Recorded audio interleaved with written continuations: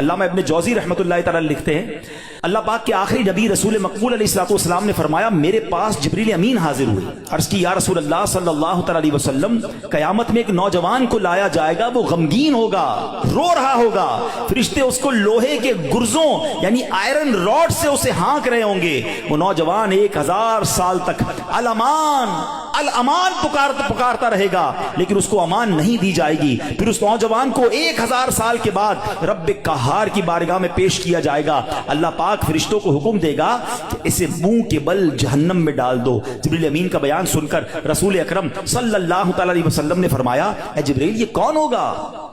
عرض کیا حضور وہ آپ کا ایک امتی ہوگا۔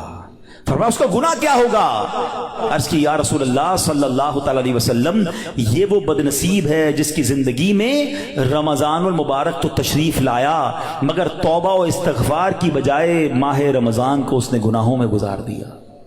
رمضان میں گناہ نہیں کرنے، یہ بات سمجھ لو۔ آج میرے پیارے اسلامی بھائیوں بات بڑی سمجھنے والی ہے۔ مجھے ایک بات بتائیں، کوئی کہیں بھی گناہ کرے، گناہ ہوتا ہے، غلط ہے، مگر کوئی مکہ پاک میں جا کے گناہ کرے، حدود حرم میں جا کے گناہ کرے، ایک گناہ 1,00,000 گناہ کے برابر ہو جاتا ہے، سزا زیادہ ہو جاتی ہے۔ آپ کی مسجد کے باہر روڈ پہ کھڑے ہو کے معاذ اللہ کوئی گالی نکالے حرام، لیکن مسجد کے اندر آ کر نکالے، آپ کیا کہیں گے؟ خدا کا خوف کرو اللہ کے گھر میں۔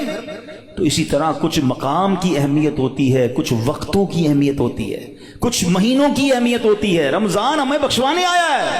اچھا ایسا تو ہے نہیں کہ جیسے رمضان کا چاند نظر آئے گا میری جناب جتنی بھی گناہوں کی عادتیں وہ آٹومیٹکلی بند ہو جائیں گی۔ جس کی جھوٹ بولنے کی عادت ہے، جس کی حرام دیکھنے کی عادت ہے، جس کی لڑائی کرنے کی عادت ہے، جس کی معاذ اللہ برے کام کرنے کی عادت ہے، وہ رمضان میں کیسے بچائے گا اپنے آپ کو؟ تو ابھی سے اپنے آپ کو بچانا شروع کر دیں، پریکٹس شروع کریں اور اپنا ذہن بنا لو آپ کچھ بھی ہو جائے میں نے انشاءاللہ گناہ نہیں کرنا ہے۔ رمضان میں اپنے آپ کو گناہوں سے بچانا ہے۔ میرا موبائل اگر گناہوں کی طرف لے جاتا ہے مجھے موبائل نہیں چاہیے، میں بھلے وہ چھوٹا والا موبائل لے لوں یا کم از کم یہ پیجز اور یہ بہت سارے جو سافٹ ویئر اپنے موبائل سے نکال دوں، کیونکہ کہیں میرا موبائل ہی مجھے گناہ نہ کروا دے۔ مجھے نہیں کھولنا ٹی وی اگر میرے ہاتھ سے ریموٹ ہاتھ میں آتا ہے اور میں کچھ غلط چیز دیکھتا ہوں۔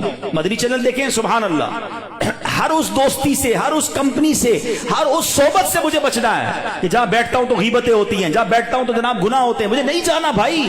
ایک گناہ اور 1 سال کے اعمال برباد، پتہ چلا لوگ رمضان میں نیکیاں کر کے بخشش پا رہے ہوں اور میں اپنی بری عادتوں کی وجہ سے مار کھاؤں۔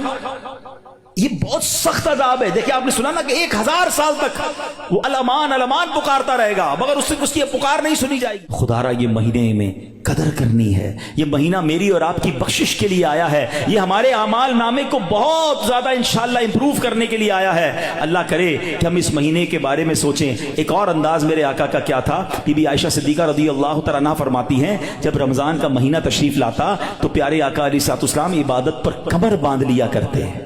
نبی پاک عبادت تو ویسے بھی بڑی فرمایا کرتے تھے مگر رمضان میں اسپیشل میرے آقا علیہ الصلوۃ والسلام اور زیادہ عبادت کرتے، نوافل بڑھا دیتے، ذکر و اذکار بڑھا دیتے، دعائیں بڑھا دیتے۔